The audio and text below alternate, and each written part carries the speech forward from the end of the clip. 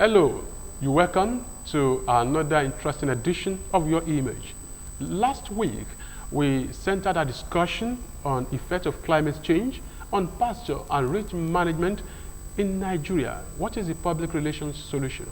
My guest talked about sundry issues, some of the effect of these, and likely solution, though we limited it to the effect, and we promised that we will talk about the contemporary areas of this subject matter. My guests are very much around. They promised to be here last week, and they are here this week again. Mr. Tayo Lani is the former General Manager, Corporate Communications, NIPOST Nigeria. I will address him as a postman. You're welcome this week, sir. My pleasure. He's also been joined on the discussion by the head of the Department, Pasture and Range Management, Federal University of Agriculture, Abeokuta, FUNAB. Professor Jimo A. Olanite is very much with us in the studios district. You're welcome, sir. Thank you very much. It's a pleasure. Yeah, sir, last week we concluded on the need for us to merge the town with the gown. That was your submission. Yep. Now we want to go contemporary. There are a lot of issues that are associated with climate change, and that is the movement of cattle from one place to the other, which has generated so many controversies in the country today. Yeah. Now, where do we go from here? Where do you think we should focus on to ameliorate some of the problems? Yeah, like I said last week, the population dynamics really need to be researched into. Why is it that certain categories of people believe that it should be the way and manner things were being done in the past should be the way and manner things will be done today, and which maybe later will translate into the future? The natural laws are no respecter of any human beings. They don't have feelings whether you are enjoying or you are not enjoying. Desertification, it's a phenomenon that ordinarily is part and parcel of the climate change. And it has been observed that the rate at which such is coming up, not only in Nigeria, but worse with us in Africa because of our underdevelopment and lack of serious mindedness as to making best of bad situation. We introduce politics to so many things. Like the researches they are doing here now might not even be known in many of the northern states, whereby some of these major cattle rearers come down to the south. To what extent are we, those in the higher institutions of learning, and of course also through the, what do they call this committee of governors? Governors Forum? Governors Forum. There is nothing stopping interaction at that level. We have Miyeti Allah. It is not that they want to be inhuman, but it's just like a child that has not eaten. A parent cannot sit down. That is their own area of livelihood, and they don't want to listen to any other thing. But if there is close association, we get to know what exactly are their problems, what are the research findings, and the technological development infrastructure that can be accommodated. I think one way or the other, we will be able to reduce the conflict. But for anyone to say whether we pray or we don't, this climate change, global meltdown, and what is it they call it again? There is the third name for this climate change. Ozone layer? No, not ozone. I'm trying to, but if I can't even remember, it's a phenomenon that is going to stand with us for so many years to come, because America had started studying this right from about 1901. And you will see even during the election, the campaign had been on both the election, the COVID-19 pandemic, and climate change. Even Biden is re-emphasizing it. We cannot sit with arms folded and say nothing is happening. And I think we should try so that we all see ourselves as same humanity rather than the racial and the ethnocentric tribal sentiments we are creating, which tend to create a lot of conflicts. Maybe that we Thank you very as much. we go on. Sir, you mentioned something that I need to make reference to. You mentioned, last week you mentioned the charge. The charge is drying up. And is it possible for this animal not to be migrated from one place to the other? Can we have a natural ranch for them to avoid disruption of property, farmlands, and the rest of them? As a professional in this area, what's your take? Yeah, thank you, Mr.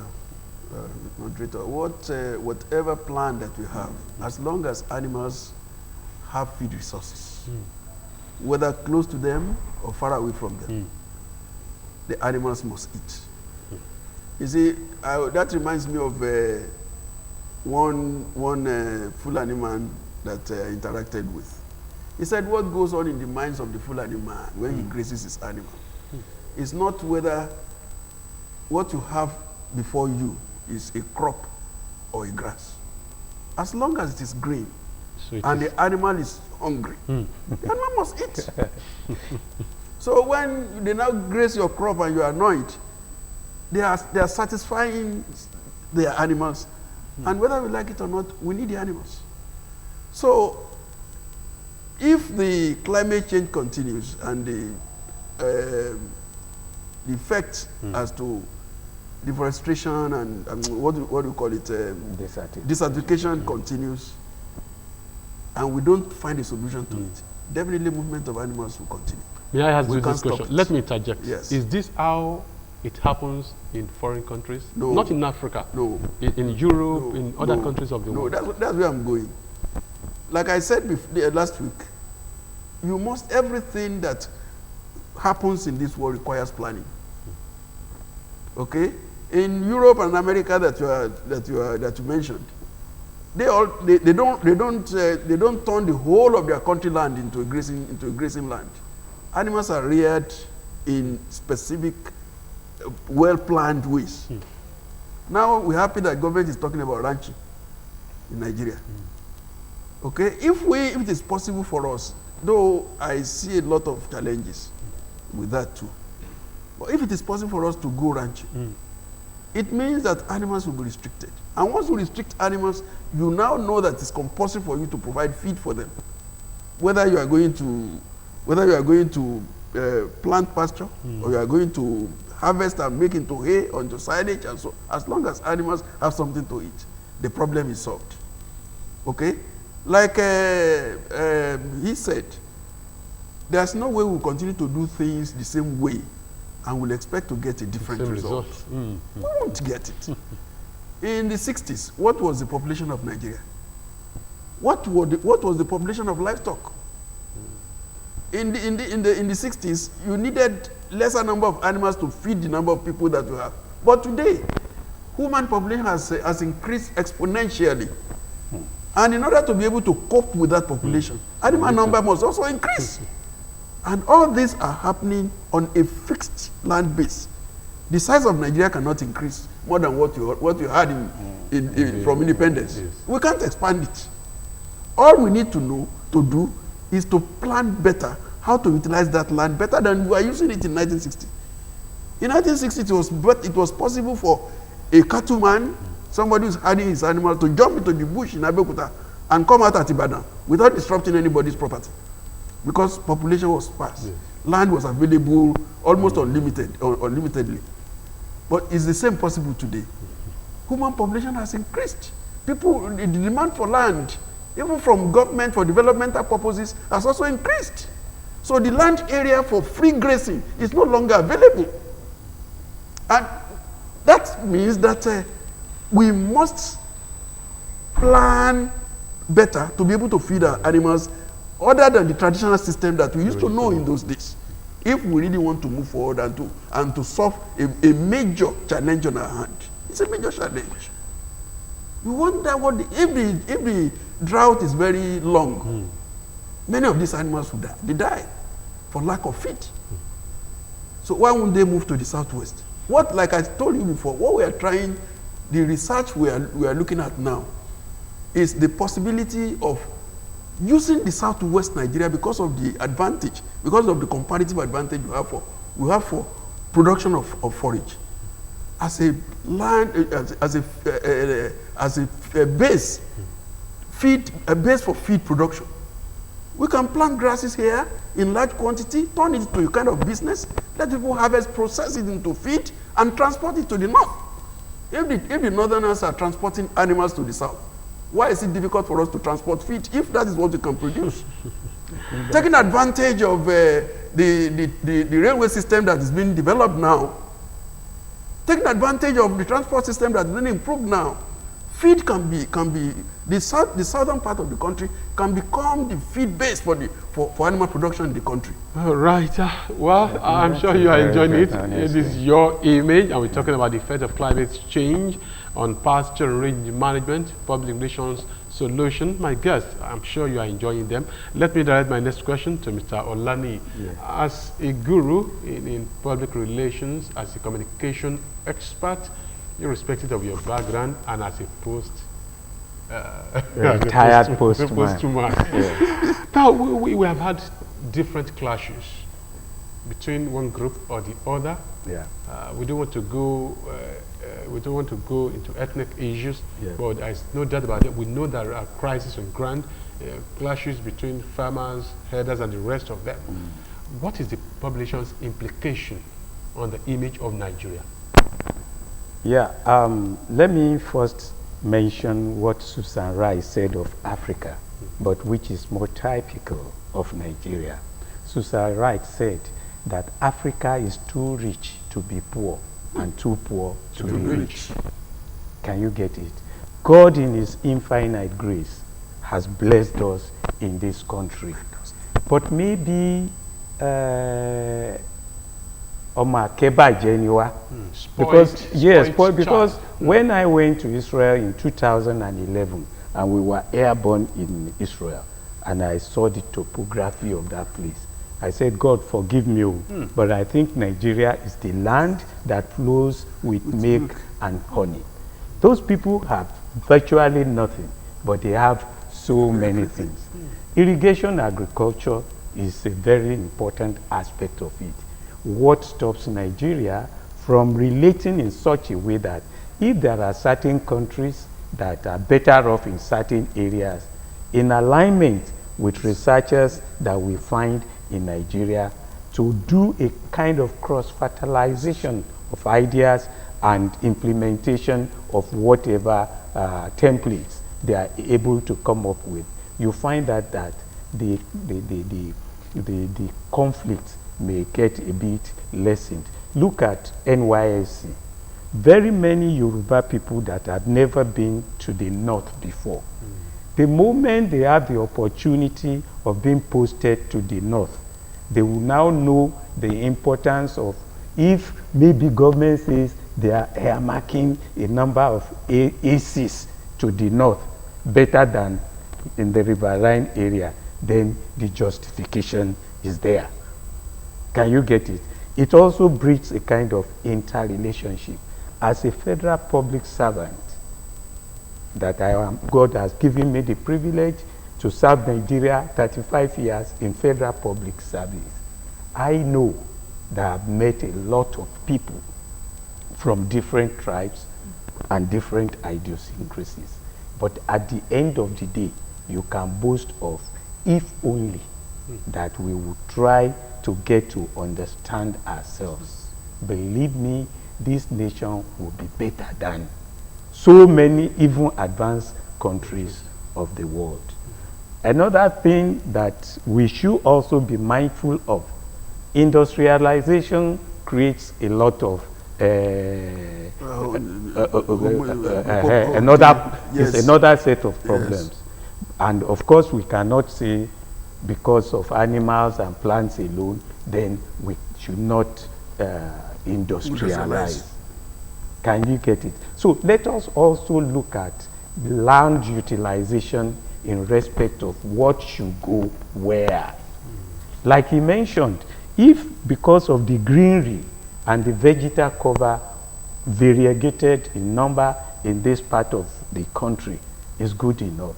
Why can't we think of how do we carry such to them over there and let them remain where they are, and they not bring the meat to us, and you, who I know you are addicted to kilishi and all the rest of it, you'll be privileged to always have all sorts without any, and there won't be clashes. Thank you very much. Professor Lanite, as a professor of parcel and range management, if you become a cabinet member today or tomorrow, and you are asked to go to probably agriculture ministry, and you are saddled with the responsibility of finding a lasting solution to herders and farmers' problems, what are those things that you recommend to government?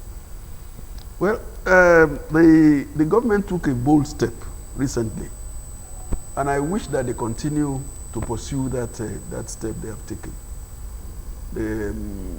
When initially they came with the policy or the interests in establishing Ruga, when people made noise and what is Ruga and all that, and which some of us said, look, if you do that, it's going to exacerbate the conflict.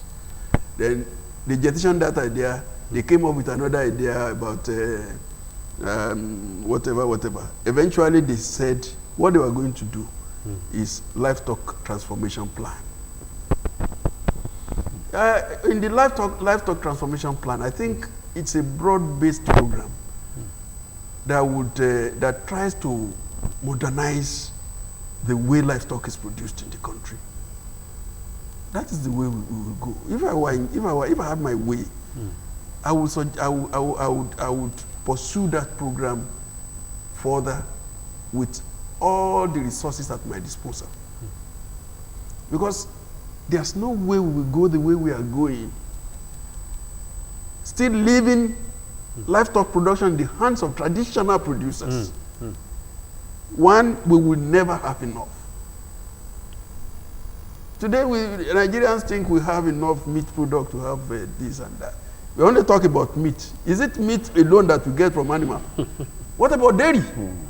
Nigeria is not even looking at the side of dairy production at all. Virtually all the milk that we drink in this country are imported finished products. We have never looked into the side of. So, in the opportunities that are available in the livestock subsector has never been tapped, even up to 30%. So, if I have my way today, that livestock transformation plan or program is the way we go. One, I've said it even when we interact in offices and so on, that look, it is good that government should make laws banning open grazing. But the way we are, well, I'm sorry, the way we are going about it is likely to even to exaggerate or to exacerbate the conflict. Because if you wake up today and you say, okay, open grazing is banned, these are people that are used to, that have been doing this thing before I was born. For decades. For decades. That's the kind of life they've been used to. Yeah, we know it is very painful when they destroy our properties, when they kill our people, when they do the kind of things they are doing. It is good government is trying to identify those that are criminals amongst them. Okay, that one should go on. Yes, I'm not saying that government should not ban open, they should ban open grazing, but with what I call some kind of human face. Okay. I suggested at a forum that, look, if you want to ban open grazing, announce it, let the state houses of assembly pass it into law, let governors sign it, especially in the Southwest. Because of the kind of land, the land tenure system, the land holding system in Southwest, open grazing will eventually cause a lot of problems. Because if you move from here to the next 2 meters or 3 meters, another land, you are entering another person's property. That is the way our land is. Because of human population here, our land is highly populated. But the population density is very high. You can't compare to the north. If you move around, you enter into people's property and you destroy other people's livelihood. It's not accepted. Anybody that wants to produce animal in Southwest, for instance, must do it under some kind of restriction. If you cannot do that, then move your animals to a state or to states where open grazing is allowed. Let it be a law. Get what I'm saying? Let it be a law. But it is not a thing that will take effect today. Give the people, it is processual. yes, let it be gradually be 3 years, and maybe with another 2 years moratorium for people to prepare for the next for the next way to do it. Give people ideas of how we want to begin to do it. Let people prepare for it. Okay. You can't introduce a law today and let it take effect today. It's going to cost people that are already in that business will think you are doing it because of them. Yeah. They hate us. But sorry, sir. But if you do it gradually and you do a lot of advocacy, okay, let people know that in the next 5 years, anybody that is caught open grazing will be in trouble. I'm sure people will sit up. All right, sir. All right. Because of our time, a very quick one from Mr. Olani. What should be the role of the press? Because oftentimes the press has been accused of inciting the people against people or against government, as the case may be. A very quick one, sir. Yeah, the press in Nigeria today is one that is not so research and fact-based in many things. And as a result of that, they heat up the polity and the politics. And this is what is creating a lot of problems. Like researchers now, if people get to know a bit more about researches that affect their environment positively, and then instead of this empowerment of Okada and Keke Napep, the few educated ones, whether they studied Greek, they are likely to be able to adjust and adopt all these things, and by so doing, we'll be able to try a bit to make best of that situation. So the press should be alert to their responsibilities in a positive way. All right, so far so good. I'm sure that my guests on this show are very fantastic. They have centered their discussion on different areas where climate change can be beneficial to humanity, and I'm sure that they did justice to the topic today, effect of climate change on pasture and range management, the role of public relations. I want to say a very big thank you to Mr. Tai Olani, former general manager, of course, corporate communications, NIPOS Nigeria. Thank you very much. The honor belongs the postman. And I want to thank our distinguished professor, head of the department, pasture and range management, Federal University of Agriculture, Abeokuta Funa, Professor Jimo A. Olani. Thank you so much. I'm sure when next we invite you, you oblige us. Always a pleasure. Thank you. But it's been a very robust discussion on your image today. Until we meet in next week, let's be our brother's keeper. Let's live in peace. Let that unity bind us together and let it continue like that. Until we meet next week, God willing, I will say it again, God bless my country, Nigeria.